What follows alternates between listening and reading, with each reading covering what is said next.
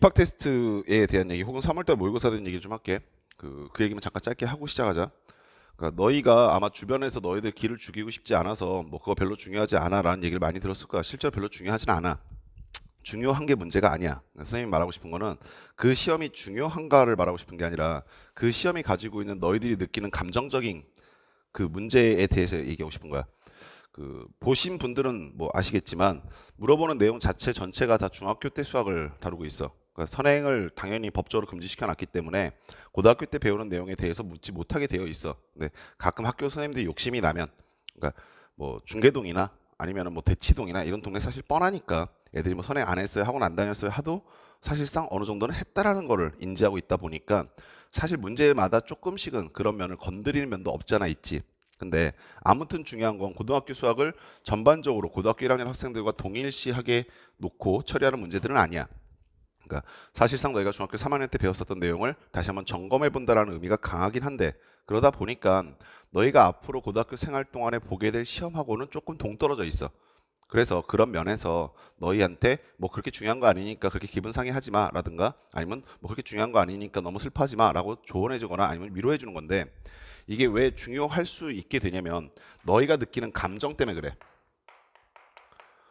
그러니까 아직은 어린 학생들이다 보니까 사실 별거 아닌 일에 의욕이 불붙고 별거 아닌 일에 의욕이 없어져 버려. 그러다 보니 처음 보는, 그리고 너희 나름대로 좀 긴장하고 있는 상황에서 무언가를 첫 시도를 해보겠다는 상황에서 어떤 상황이 발생할 수 있냐면, 우리 이렇게 한번 가정해보자. 1, 2, 3, 4, 5, 6, 7, 8, 9 등급까지가 너희가 고등학교 생활 속에서 받게 될 등급이겠지.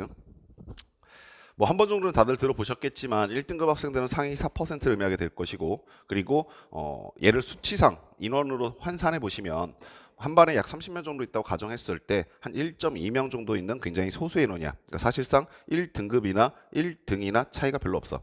그리고 2등급이라고 하는 학생들은 7%에 해당하는 학생들을 말하게 되고 누적 11%야. 그 얘기를 거꾸로 얘기하면 다시 또 환산을 해보면 30명 정도 있다고 가정했을 때 3.3명이야. 근데 요즘에 또 한 반에 30명도 잘 안 들어가잖아, 사실. 그지? 그러면 3.3명도 없단 얘기야. 그 말의 뜻은 뭐냐면 한 반에 1등급이 한 명 있으면 2등급이 2등, 3등 정도까지가 최대치라고. 절대 4등이나 5등까지 2등급이 뜨지 않는다는 얘기야. 무슨 말인지 아시겠어? 그리고 3등급은 누적 21%야. 23%. 생각해봐. 23% 역시 30명 곱해보시면 계산이 들잖아. 얼마야? 6.9명이지.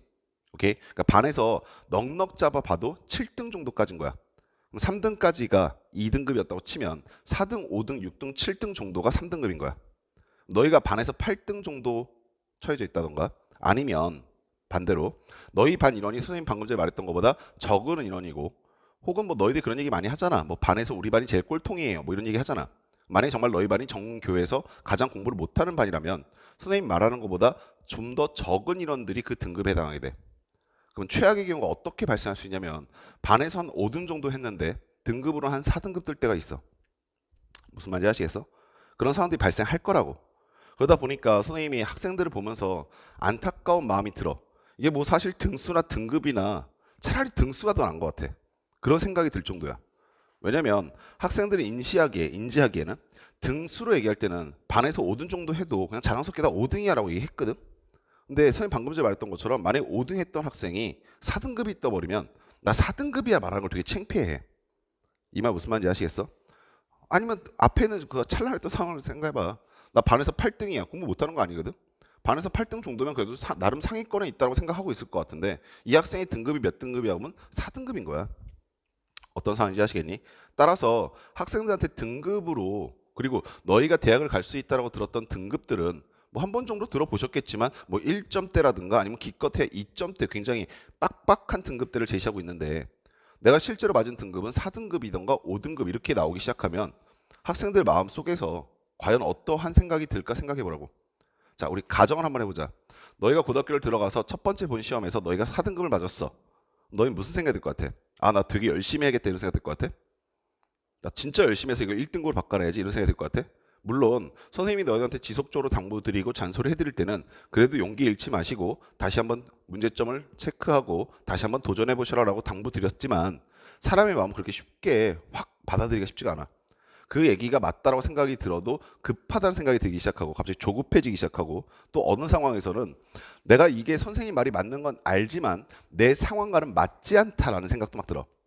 그러면서 자신이 처해져 있는 상황과 남들이 처해져 있는 상황의 차이점을 막 발견하는데 그 차이점 중에 대표적인 게 뭐 예를 들어 널리 같은 경우는 나는 다른 애들보다 거리가 멀어 이런 것들이 느껴지기 시작할 것이고 뭐 예를 들어서 뭐 이 두 여학생 같은 경우는 친구지만 한 명은 여고에 갔고 한 명은 남녀공학에 갔다 보니까 우리는 남녀공학이어서 우리는 여자들만 있어서 이게 때로는 장점으로 때로는 단점으로 막 부각이 되기 시작한단 말이야.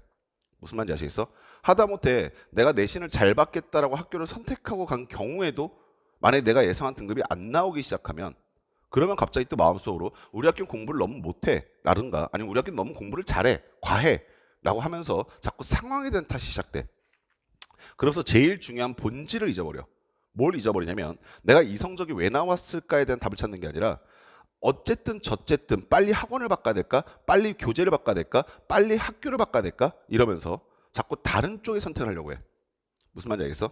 근데 우리 여태까지 거의 한 2달 가까이 이 얘기하고 왔는데 너네 성적이 왜 오르지 않니? 혹은 왜 내 성적이 현재 낮니?라고 물어보면 항상 핵심은 내 공부량이 작다부터 시작하셔야 돼. 내 공부량이 많지 않기 때문에 그렇기 때문에 난 아직 모르는 게 있고 그 모르는 걸 아직 시험 때 못 풀어내고 있구나라는 생각을 하셔야 되는데 거기에 대한 반성은 싹 사라져버리고 즉 공부 시간을 늘려야겠다라든가 아니면 내가 어떤 걸 더 해야겠다라든가 이런 생각 싹 사라지고 그냥 현재의 상황을 뒤죽박죽 해버리던가 아니면 극단적으로 뭐 집에 있는 부모님들도 가끔 그런 얘기 하시는데 오늘부터 공부하지 마. 학원 다녀봐야 필요 없잖아. 오늘부터 뭐 해봐야 필요 없잖아. 아무것도 하지 마. 집에만 있어. 나오면서 극단적인 선택을 할 때 있고 학생들도 나 오늘부터 아무것도 안 해. 어차피 공부해봐 이 성적밖에 안 나오잖아. 라고 하면서 또 극단적으로 아무것도 안 할 때도 있어. 그러면서 또 소중한 시간을 까먹어. 무슨 말인지 알겠어? 자, 그런 면에 있어서 선생님이 지금부터 하는 조언 정확하게 잘 들어. 너희들이 첫 번째 시작하는 시험은 몇 등급을 맞는지 상관없다라고 말해준 것은 너희 주변의 어른들과 선생님들이 너희들한테 괜찮다라고 말해주는 입장에서의 그냥 위로야. 근데 너희들도 그렇게 생각하고 아무 생각 없으면 안 돼. 무슨 말인지 아시겠어? 너희들은 너희들이 할 일을 최선을 다해서 내가 지금 무엇을 해야 되고 뭐가 부족한지를 반드시 꼼꼼히 확인해 보셔야 한다. 선생님이 어저께 좀 재밌는 글을 하나 읽어서 갑자기 이 얘기를 해줘야겠다고 이 얘기를 끌어온 건데 어저께 내가 무슨 글을 읽었냐면 어떤 중학생이 굉장히 애처로운 절규가 하나 있더라고.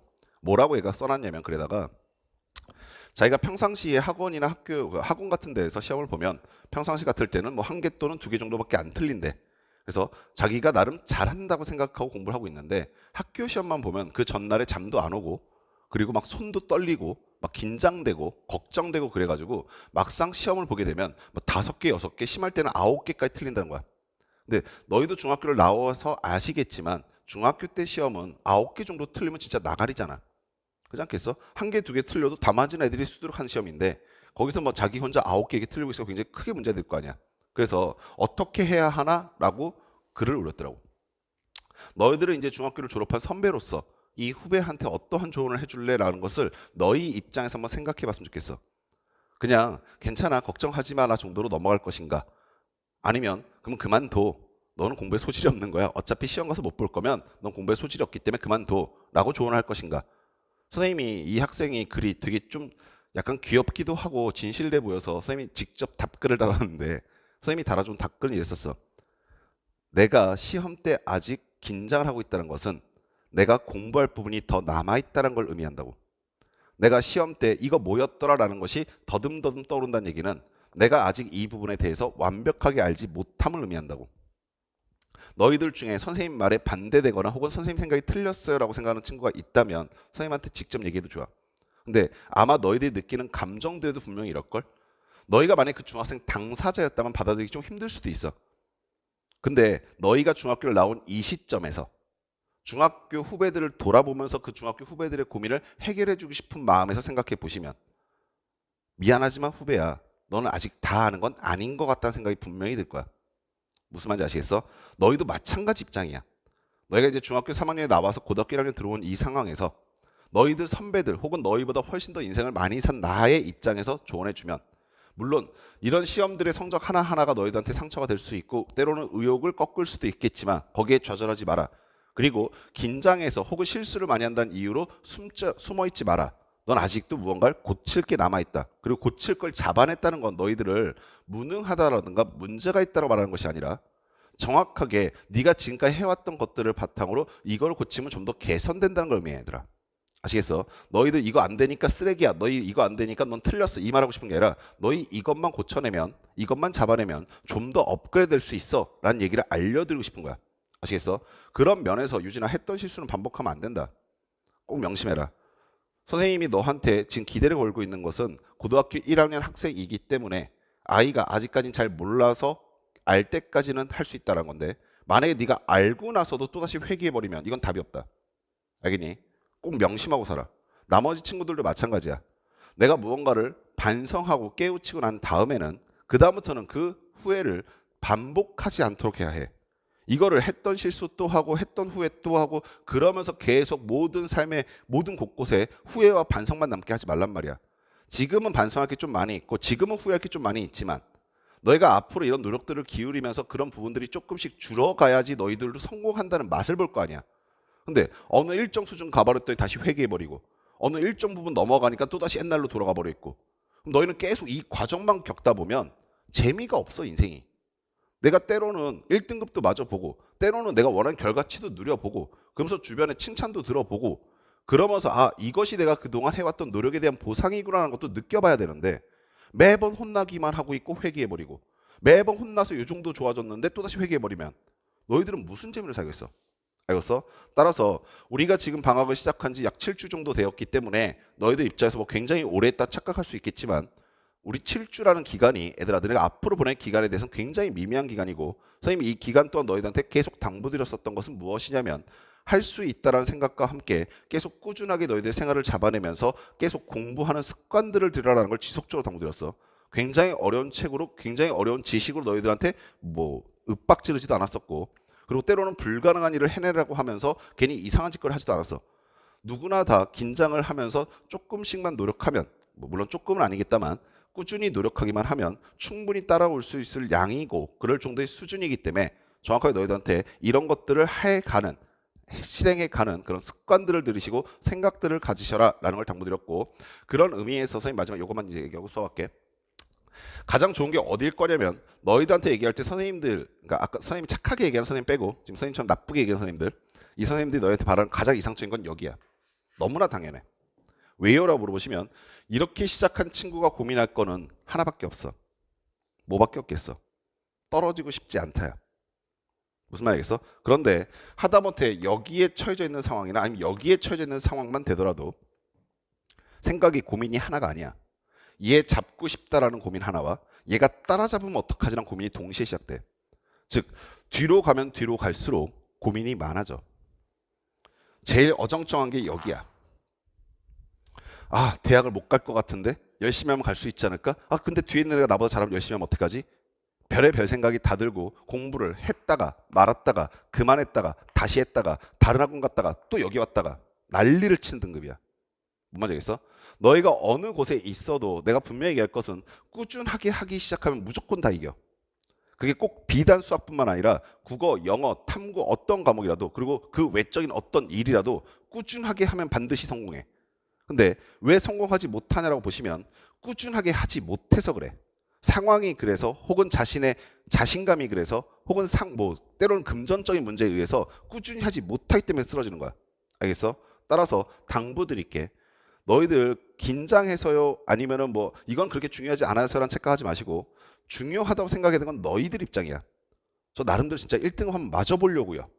저 나름대로 진짜 반에서 학교에서 정교에서 이 정도는 한번 들어가 보려고요. 그리고 그 목표를 이루시면 그 다음에는 아 그럼 이번엔 여기까지 한번 해봐야 되지 않겠습니까? 아니면 못 이뤘다면 이 다음 시험에선 3월달 모의고사에선 아니면 중간고사에선 내가 꼭 필히 여기까지 한번 들어가 봐야 되지 않을까? 라는 기준점들이 나오는데 아무런 의미가 부여되어 있지 않은 상태에서 그냥 단순히 난 대학 못 가. 큰일 났어. 어떻게 망했어. 나는 정시야. 이런 얘기만 찍찍하지 않도록 해. 아시겠어? 오케이. 자, 이제 수업 준비하도록 합시다.